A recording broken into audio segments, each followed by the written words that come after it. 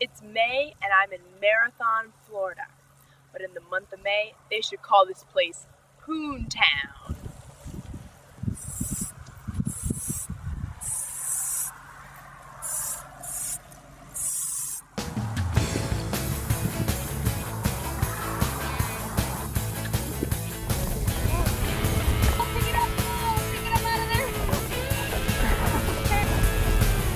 Add the thrill into it.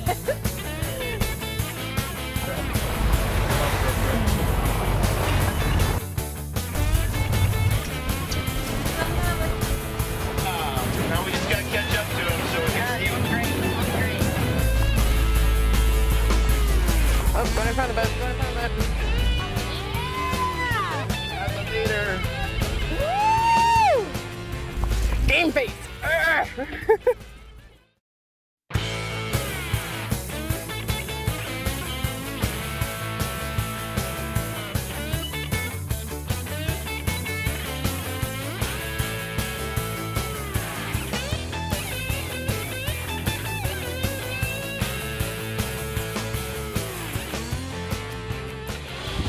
Hi, Whitney. Whitney. Nice to meet you. Nice to meet you. Captain Bob. Hi. It is really dark o'clock out here. It's getting light. It's getting light. It's getting. In fact, we've already missed the best moment. But actually, we got a slack tide at 6 o'clock, so we're not missing anything right now. We're getting ready for the current to pick up. As soon as the current picks up, they ought to start chomping. Great. They were biting yesterday morning, so if we can keep it going like that, it'll be awesome. That's great. All right, let's go catch some tarpon. Ian's going to show you how to do it. She's an expert angler. Wonderful. So, yeah. Good. I just drive the boat. Fun. Oh no.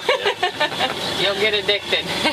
I believe it. Absolutely. Let's go catch some big fish. All right. Sounds good. The key is to just keep your line tight as best as you can. Sometimes they charge the boat and you got to wind them real fast. A couple of these reels we're going to use have a real fast retrieve, so they help you catch the line up fast. And you never know where the fish is going to go. You got all the bridge pilings out there from 2 different bridges. We're going to be fishing up tide of one bridge, actually both bridges.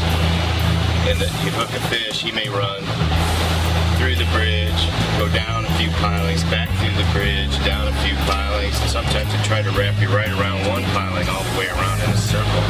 So we just have to follow them as best we can. We use a breakaway anchor. We got a buoy tied to it. And with our team here, Van and me, and anybody else, we'll throw the anchor buoy, take off after the fish, and you just gotta wind like crazy when we're backing up. Yeah, we know that happened twice in the last 2 days. We had about a 700-pound hammer that had to eat about 100-pound tarpon right at the boat. We don't want to get that on film. Then we had about a 400-pound bull shark take a swipe at another 1,800-pounder that we had. He scaled him. We didn't have any scales on either side, but that fish did get away. So. We got that one away from the shark. So we're not sharking today. We're turning. That's right. That's right. No sharks. Okay, we're gonna pick up the speed. Okay. Ready.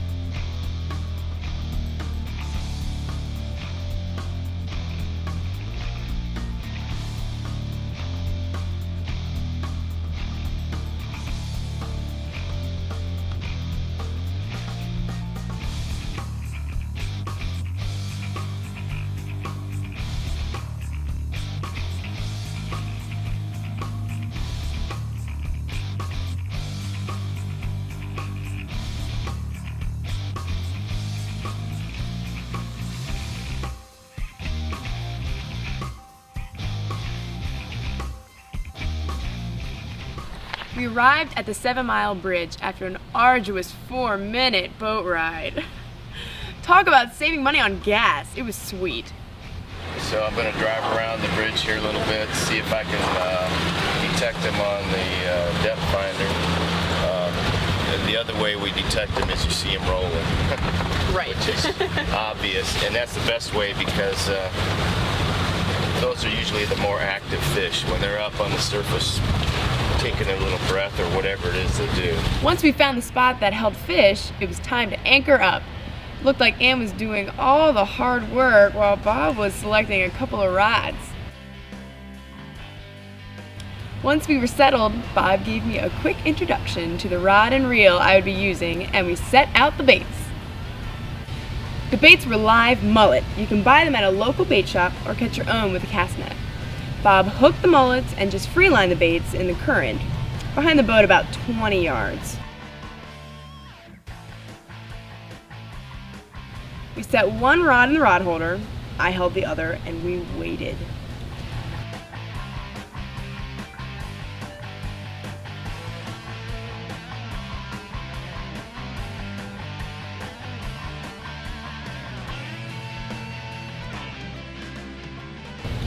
We didn't have to wait very long. Pick it up, Paul. Pick it up out of there. Okay, we need to. Whoa!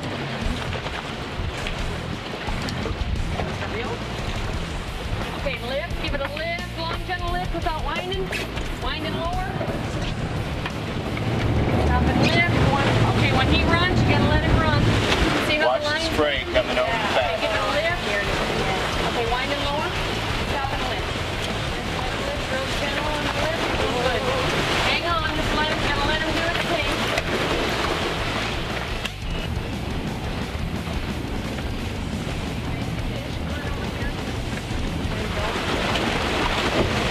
Set for that line.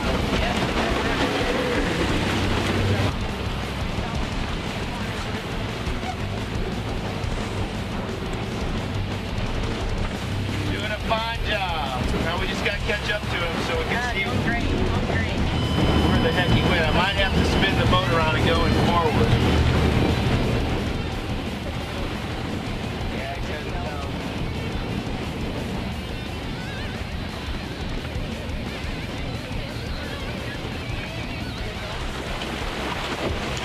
Set for that line. No, you want to stay back here. Yeah, Not no, come on up front. well, you don't want to go all the way up front. So. Why? Wind. Got to get around that collar. All the way forward. All the way. Up. Step up. Ready? Okay. Okay, lift. 2, 3 cranks is all you need, and then a long, gentle lift. Okay, now we got bigger. Right here's the double line. He's right at the bow.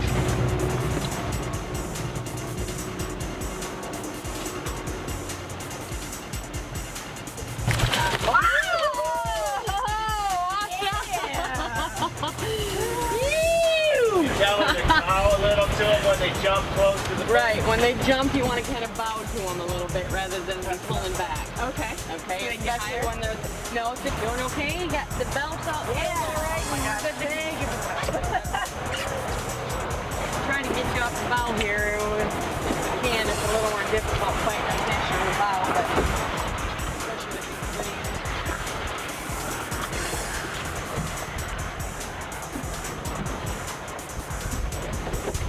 You got an audience up on the bridge. Yeah.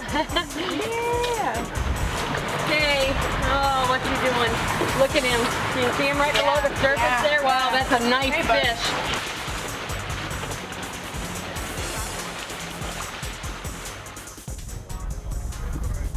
Yeah, looks like he's Heading that way. I don't know. Alrighty. Thank you. Okay, follow the fish, follow the fish. No.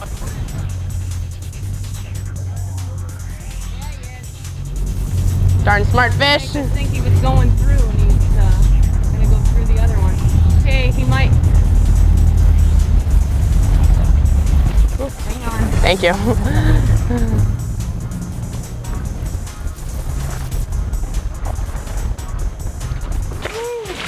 He likes the pilot.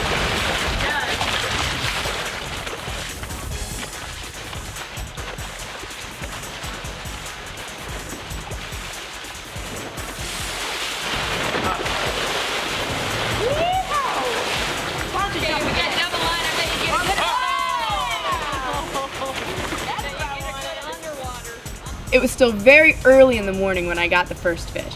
You can tell in the video that the sun was still really low in the sky. Let me tell you, that fish took us on quite a ride.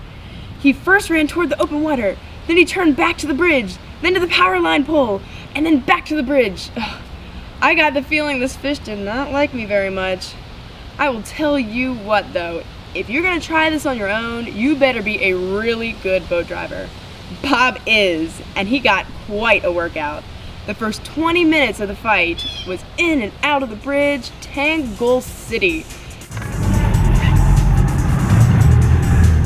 We gotta get around that mountain. Okay, now we do need to go All the way forward. up, All the way. Up. Step up. Ready? Okay. Okay, lift. Just 2-3 cranks is all you need, and then a long, gentle lift. Okay. Why does he look like he's directly below us? Right off the bow.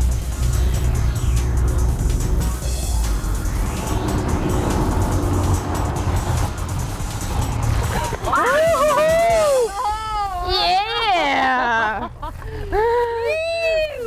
You know, before I started this show, I didn't fish. I wasn't really interested in it. I didn't think it was that interesting, but this is awesome. Woo, another step. Billy, my cameraman, had such a tough time keeping the lens clean. The wind was coming right at us, and it was really wavy, so all the splash was right onto his lens, and he just kept having to wipe it, and it was really tough for him. I felt really bad. He worked so hard that I decided to reward him at the end of the show. So keep watching.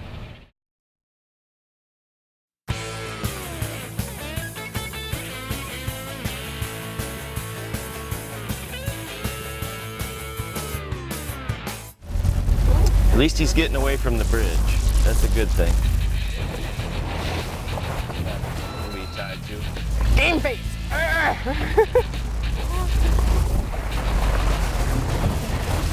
We're getting out into deeper water now, and then Yeah. Yes, he is. it's gonna be hard. Goody. Hey.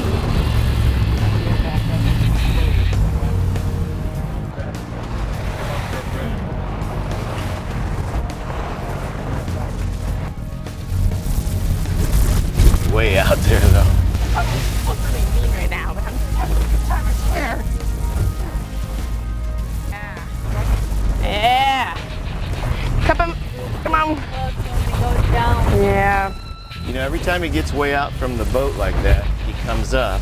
Then when we get close to him, he goes down.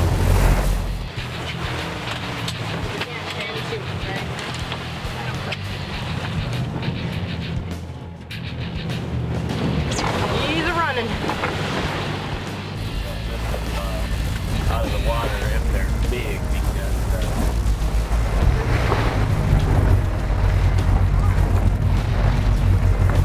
Come on, fish. I want to catch another one of you. Oh, going in front of the boat. Going in front of the boat.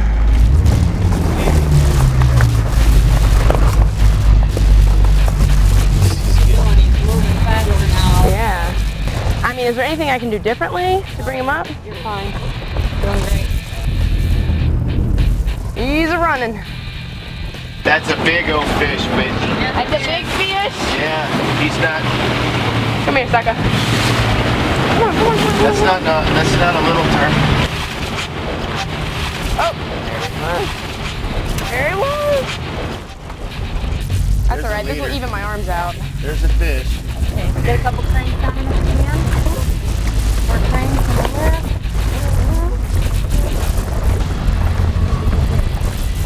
Ah, you hurt. All right. You're so close. Come on, come on, come on. Wind it lower.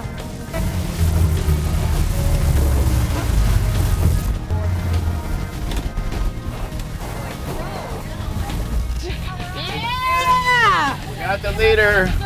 Woo! Going under, going under, going under, going under. Ah, shoot.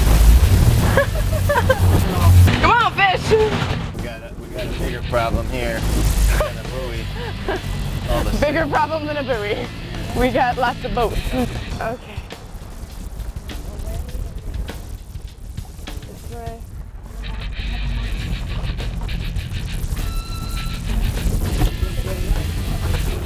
Don't be dumb. One trying, buddy. We're just sampling. There he goes. Thank you. Thank you.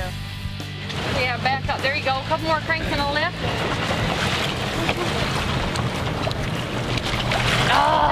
I'm lifting it and he's not doing any good. Can you see him right below the surface? Got a tarpon on. Whitney, Yes. down low with the rod, all the way down in the low water. into the water. Tip into the water. There you go. Went under that. Good job. So you had All right. Gotcha, I didn't even see him over there. Come on, come on, come on.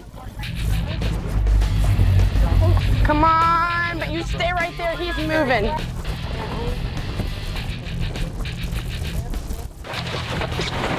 Yes, ma'am, yes. Come on, fish. Oh, look at the size of that. Oh, Oh, Whitney.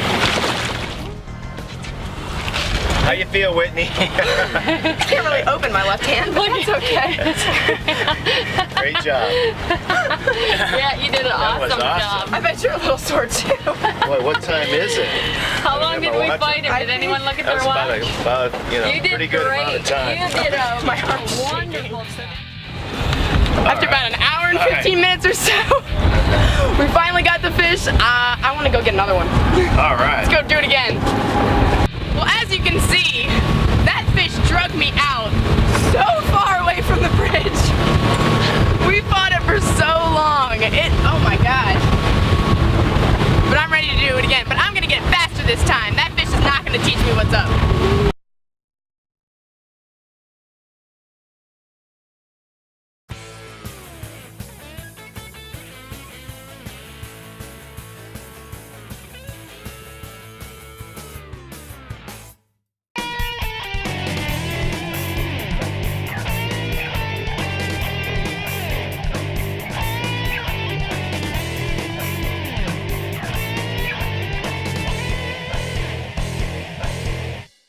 Now we're going to attach it to the mono right here, which is another part of the leader. Okay.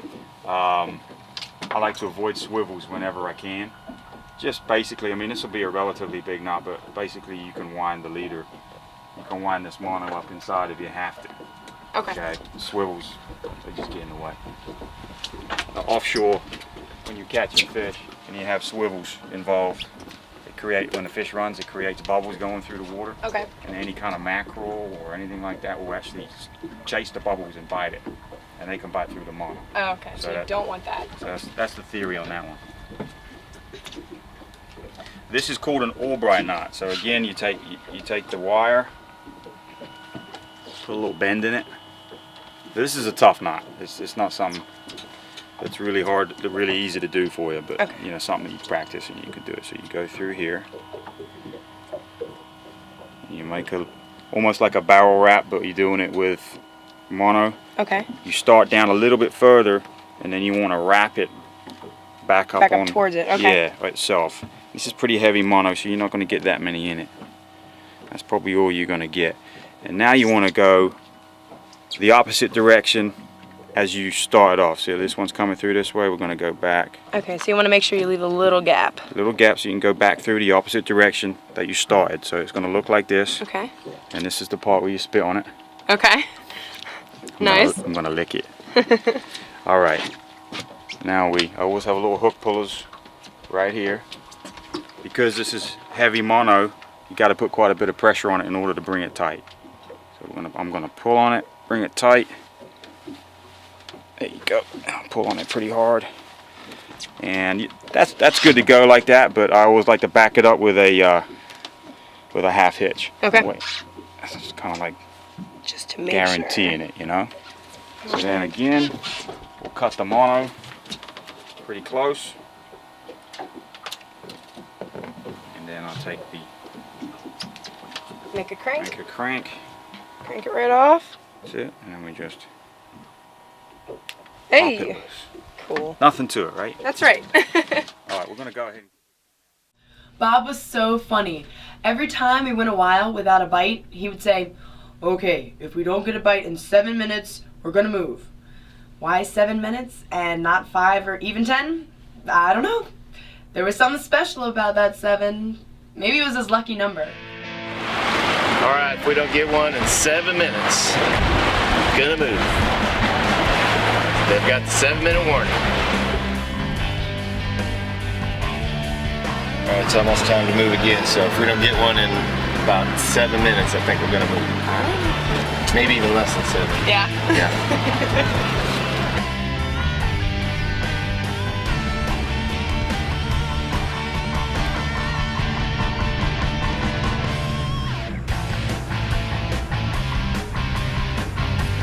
It was just getting way too windy and way too rough over there, so we slid down a ways toward Pigeon Key, and we're gonna see if we can get some bites down here.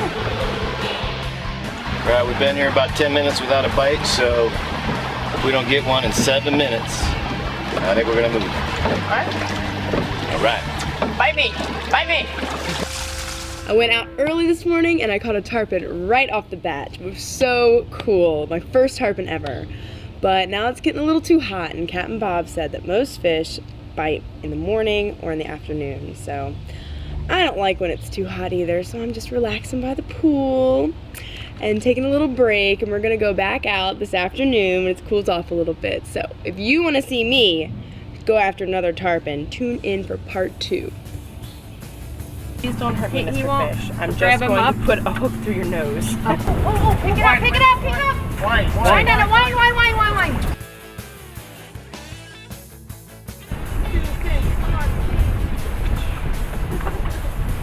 Come on.